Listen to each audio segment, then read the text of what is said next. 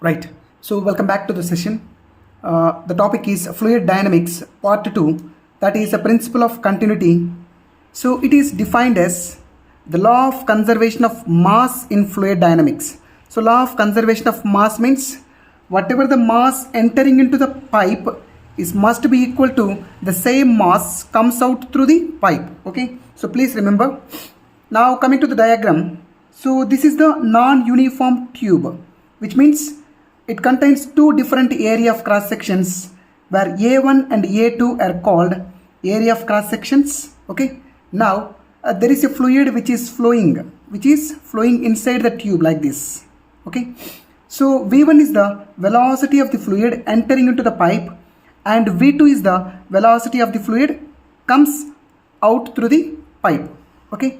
Now whenever a fluid is entering into the pipe, that means in a small interval of time delta t time, this is the displacement, right? So delta x1 is the displacement. At the same time delta x2 is the displacement comes out, right? So delta x1, delta x2 are the distance traveled by the water in the time interval of delta t. So what is the statement? It defines law of conservation of mass. That means whatever the mass entering into the pipe is must be equal to the same amount of mass comes out through the pipe. So incoming mass is must be equal to outgoing mass. So as it is, I wrote m is equal to m.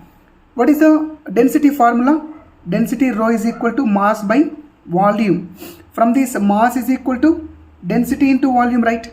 So in the place of mass, I am going to take density into volume is equal to mass means density into volume.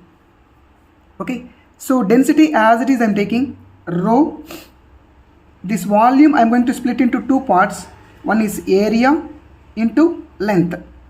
Again density rho into area into length. But look at the diagram.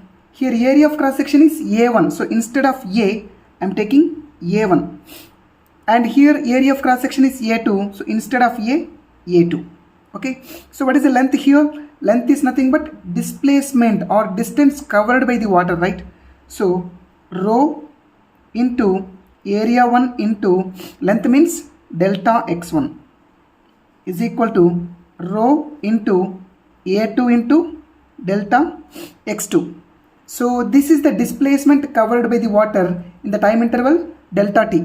So I am going to differentiate with respect to time interval. Sorry, I am going to divide with respect to time interval. So rho into A1 into delta x1 by delta t is equal to rho into A2 into delta x2 by delta t. So distance by time is called velocity, right? So what is the velocity here? V1. So rho into A1 into V1 is equal to rho into A2 into V2. So left side row, right side row cut. Finally A1 V1 is equal to A2 V2, or AV is equal to constant. So this expression we can write in another form, that is V is inversely proportional to A. So what is the meaning? When area of cross section was increases, velocity of the fluid will decrease.